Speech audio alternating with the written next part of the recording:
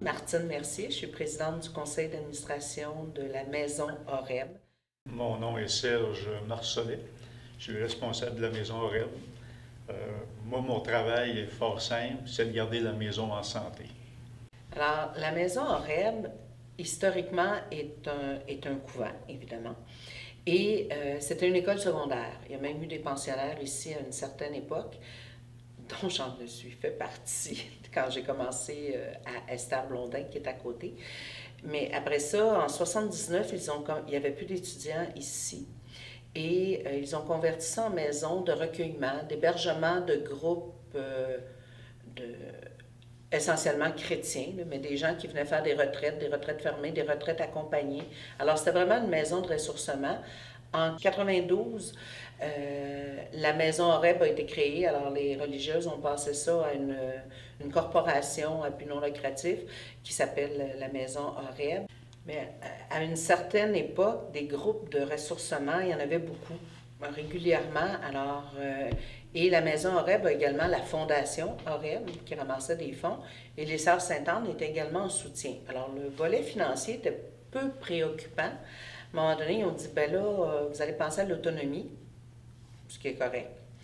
Alors, ça fonctionnait encore pas si mal. Il y a eu une grosse levée de fonds régionale pour maintenir la bâtisse. Elle avait besoin quand même d'un petit peu d'amour. Alors, les gens ont beaucoup participé à ça. Bon, on se demandait comment également rentabiliser la bâtisse. On est devenu l'hébergement du pavillon Louis Cyr, qui est une maison de désintoxication pour hommes avec prix les dépendances, désintox et dépendance. Alors, ça loue une partie de la maison, mais on voyait bien que les groupes de ressourcement religieux, avec le temps, déclinent un peu, moins d'adhésion. Alors, on s'est posé la question beaucoup à comment on pouvait rentabiliser ça. Est arrivée la COVID. En tout cas, je ne sais pas si vous autres, ça vous a touché, mais nous autres, passablement. Ça coupait beaucoup l'acceptation des résidents pour la maison de désintoxication parce qu'à cause des mesures COVID, ça amplifiait le problème. Nos groupes ont cessé les regroupements, évidemment. Puis à la fin de ça, à cause des mesures de la COVID, on est dans une région agricole où beaucoup de travailleurs étrangers temporaires sont ici. Et les producteurs agricoles de la région, ben, comme partout ailleurs, ont vu les critères d'hébergement augmenter. Qui dit COVID dit également inflation des maisons qui pouvaient se retrouver sur le marché. Beaucoup de producteurs achetaient des maisons pour héberger le travailleur. Alors, on a eu l'idée de peut-être accueillir, dépanner nos producteurs comme ça, en disant, bon, au lieu d'investir dans les maisons, nous, on va vous permettre d'héberger. Alors, habituellement, ça arrive là, à partir du début avril jusqu'au début décembre. C'est à peu près notre période. Ouais. Et ben, la première année, on a eu 23 participants. L'an passé, on en a eu 63. C'est notre troisième année. Et là, déjà, on sait qu'on va être complet pour cet été. Puis on se dit, ben, s'il y a des gens qui appellent, on va trouver un moyen de continuer d'héberger. Mais l'idée première était de dépanner nos producteurs agricoles.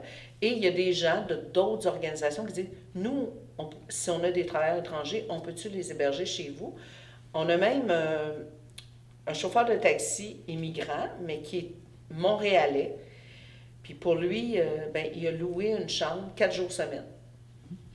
Parce que ça y évite de faire l'aller-retour à Montréal, puis à cause des chiffres. Alors, il y a un mini-appartement, on en a peu beaucoup, là, il n'y a pas de cuisine là-dedans, mais qui peut le dépanner. Alors, on essaie d'ouvrir ça le plus possible à tout le monde. C'est rentable pour nous, puis ça rend service, puis c'est magnifique. Les étapes pour réserver une chambre pour un ou leur travailleur, premièrement, ils prennent contact avec nous. Ça, c'est la première chose. On les invite à venir visiter, voir toute notre installation. Euh, Là, moi, c'est sûr, je vais leur demander combien de personnes avez-vous, tout ça.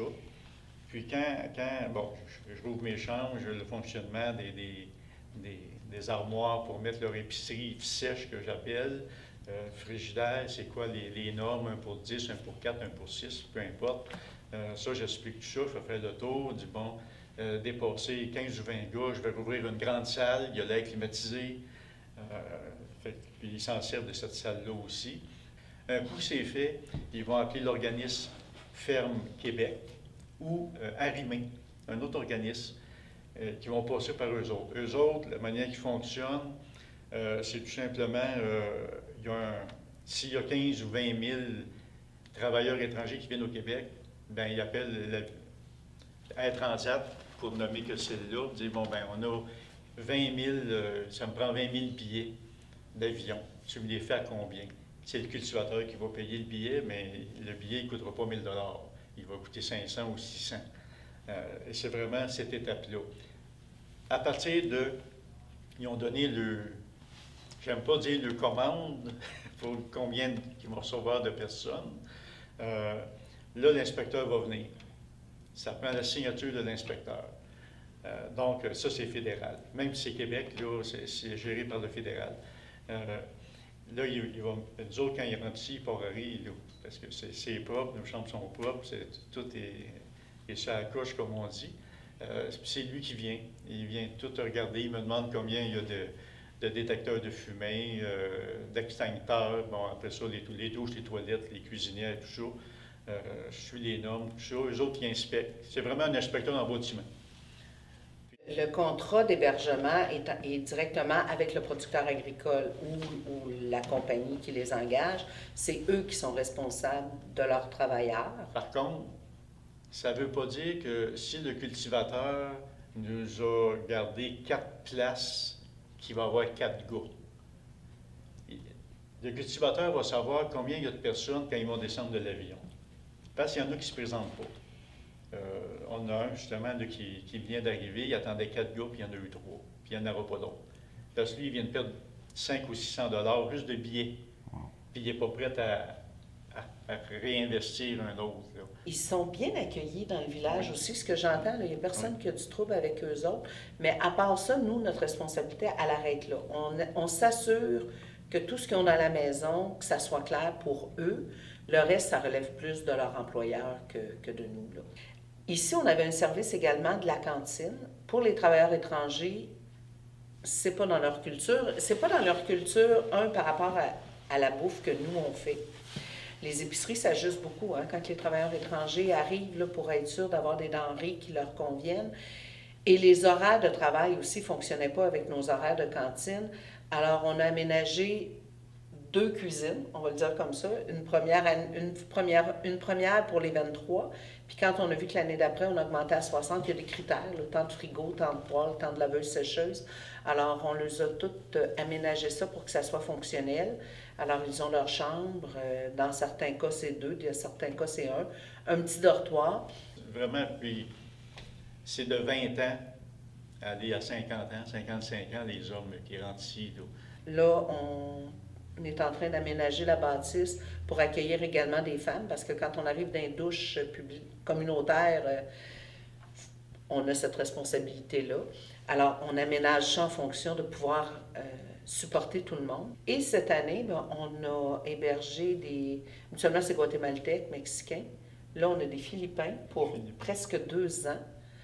Et ça ouvre. On était beaucoup producteurs agricoles. Nos Philippins travaillent chez McDonald's. On a présentement un Portugais pour 15 jours. Alors lui, c'était vraiment un entre-deux, là, le temps qu'il se trouve un nouvel appartement pour sa famille. C'est sûr que dans les travailleurs étrangers, il y en a qui finissent par immigrer sur une base permanente. Alors là, ça emmène des familles. On n'est pas conçu ici, en tout cas pour l'instant, à recevoir les familles. Mais quand ils sont rendus là, là, ils font comme le reste du monde. Là, ils se trouvent des logements. Là. Ils sont très, très respectueux. Puis vu que c'est un ancien couvent, puis les Mexicains, la religion, puis les Guatémaltèques aussi, c'est très, très important. Alors ça, je le mentionne, vous êtes un ancien couvent. Alors, tout de suite, c'est toute l'attitude change, là, puis c'est un endroit reposant et apaisant, là, ici. Là. On rentre, on dirait qu'on est comme là, une grosse accolade. Là. Ils ne veulent pas nous donner un surplus de travail. Alors, quand il arrive des champs, ils vont laisser leurs bottines, leurs bottes au sous-sol. ils prennent le savata, puis ils montent juste pour pas trop salir. C'est vraiment dans leur mentalité.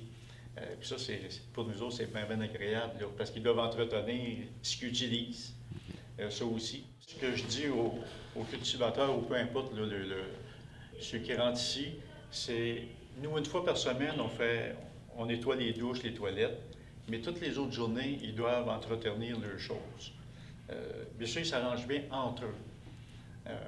Ça prend des petits ajustements, c'est sûr. Il y aura toujours des gens qui vont en faire plus, d'autres en faire moins. Ça fait partie de l'être humain. Mais sinon, leur responsabilité, c'est vraiment d'entretenir le cuisinière, le frigidaire, rincer le douche, laver le toilette quand ils ont fini. Puis ça, je sais que depuis 2 ans, c'est le ménage, c'est le mercredi et le dimanche. Eux autres, là, le lundi matin, moi j'arrive, puis tout est vraiment là, sur la coche. Mais vu que c'est pas notre culture, ben il faut avoir un lousse. Voir une douzaine d'œufs dans leurs armoires, pas réfrigérés, ça c'est la normale. Donc on n'en fait plus de cas. C'est sûr que c'est pas notre senteur de cuisine. Mais c'est pas désagréable non plus, là, du tout. On s'habitue, puis c'est correct. Il faut tout montrer. Le papier de toilette, il va où? Quand il a été usagé, il va dans la toilette. Mais eux autres, il y avait une petite boîte, puis ils le mettaient là. Alors, il faut vraiment rien oublier, autrement dit. Il faut leur montrer parce que chez eux, on ne sait pas. On prend de l'expérience d'année en année également. Là. Ouais. La première année, tu ne leur as pas montré où allait le papier de toilette. La deuxième année, tu le sais. Tu dis, OK, ça, c'est intégré. Alors là, c'est beaucoup plus facile l'intégration des nouveaux aussi parce qu'il y a beaucoup plus de bagages que tu leur enseignes tout de suite à l'arrivée. Alors, il y a moins de temps perdu. Il n'y a rien de normal pour eux autres. C'est comme si nous, on va au Mexique ou au Guatemala ou aux Philippines. On va regarder pas mal comment ça fonctionne. Ce qui est facile, de plus en plus facile, comme Martine disait, c'est que souvent, ils reviennent.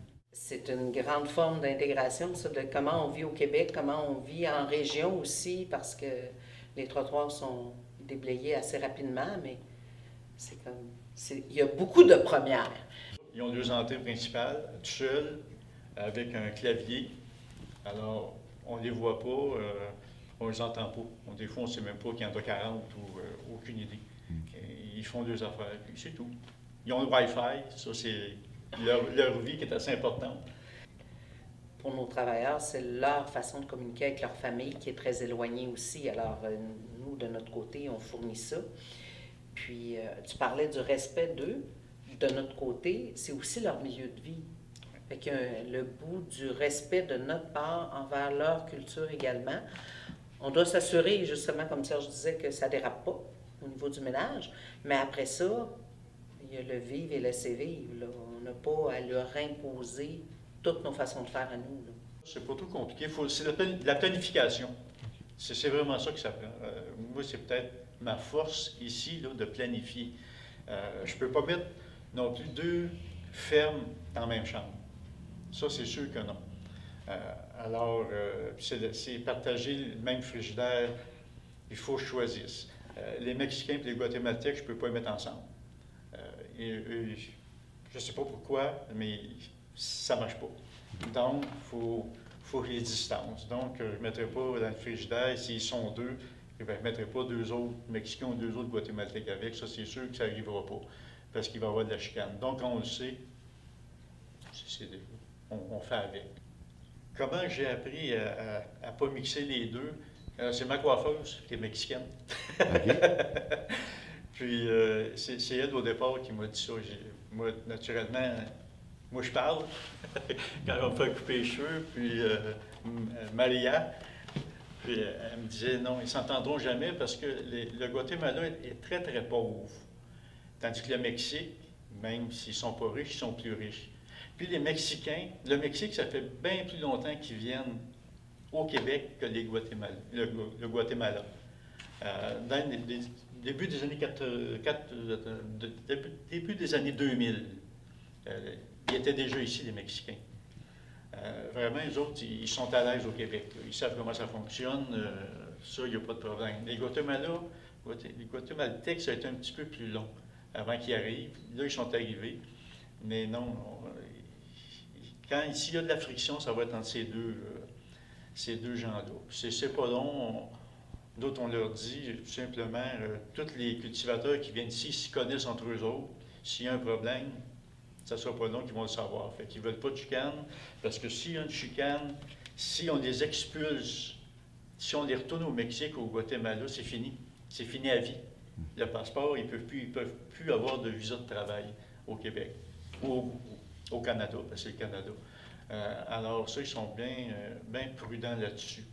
Mais il n'y a rien qui s'arrange pas là, du tout. Mais moi, c'est mon travail à moi, de planifier, de dire, bon, ce coin-là, c'est une gang de Mexicains, puis l'autre coin, c'est des Guatémaltèques, puis là, il y en a des Philippins, là, eux autres ça va bien, mais pour moi, c'est facile. Ça se règle, c'est jamais long. C'est jamais long. Il n'y a jamais rien eu de grave. Pas des conflits majeurs non plus entre eux. Là. Souvent, le pire problème qui est arrivé, c'est plus de Wi-Fi. Okay. Puis on comprend ça. Pour eux autres, c'est sûr. Hein? Ils ont des femmes, bien souvent, ils ont des enfants aussi. Ils ont des femmes qui vont accoucher, puis ils ne seront pas là aussi. C'est quelque chose.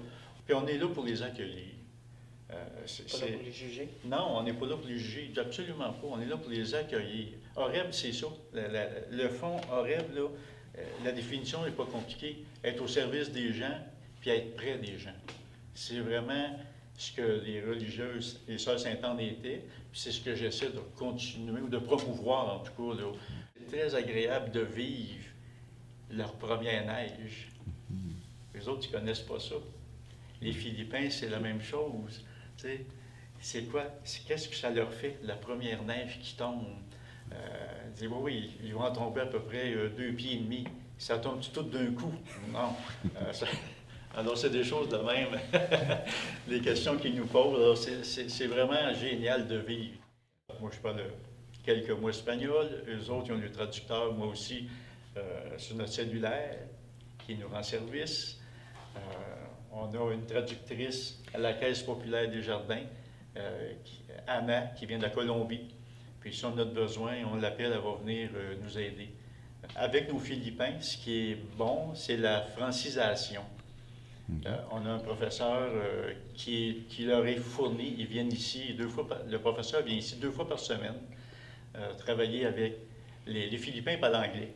Ils parlent tagalog, le dialecte, mais c'est l'anglais comme nous autres, notre langue seconde là, à l'école. Alors là, c'est assez facile de leur parler, là, de s'expliquer. Mais le professeur, il dit ça va bien, il adore la maison aussi. Il parle beaucoup de la maison aussi. Il dit c'est tranquille. Alors, ils ont installé une petite place là, pour eux autres. On est chanceux parce qu'on a 3 laveuses, 3 sécheuses. On a le dépliant d'espagnol.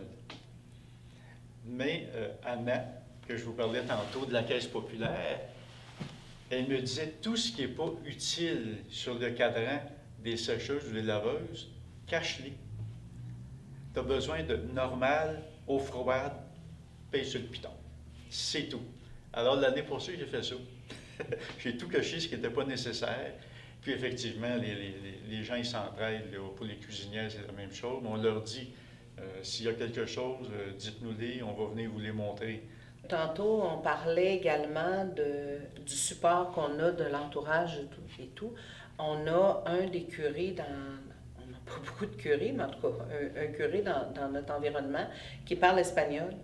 Et les gars, ils ne veulent pas aller acheter eux autres du linge à 50, 60, 100 piastres du morceau. Là. On a un comptoir vestimentaire à l'église ici à Saint-Jacques à côté et ils les accompagnent pour aller faire leur magasinage. Alors là, c'est pas juste pour eux. Là. Avant de repartir, ils partent, ils vont vider le comptoir vestimentaire pour venir habiller leur famille chez eux. Là. Les valises repartent bien pleines. Là. Mais ça, c'est le curé qui a mis ça en place pour venir les épauler. Souvent, les nouveaux cultivateurs qui vont avoir 1 gars, 2 gars, 3 gars, 3 nouveaux travailleurs étrangers, moi, justement, je vais les référer à la caisse, à Anna. pour de l'aide, pour ouvrir des comptes, pour fermer des comptes ou mettre le compte en stand-by durant qu'ils ne sont pas là. Ou c'est toutes ces petites affaires-là que les autres ne sont pas au courant parce que c'est nouveau. Et ça, c'est assez important. Dans la communauté, ils se sentent bien intégrés, ils sont très respectueux aussi, ils saluent le monde. Ça devient comme... C'est comme un peu un village touristique d'été. T'es 2000 de population, puis l'été, tu montes à 10 000.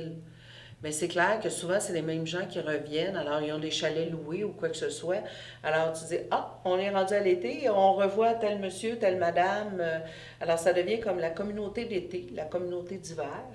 Et dans la communauté ici, d'été, dans la région, ben, on est mixé avec les travailleurs étrangers. Puis, c'est pas des gens à trouble. Alors, c'est facile de les accueillir, là.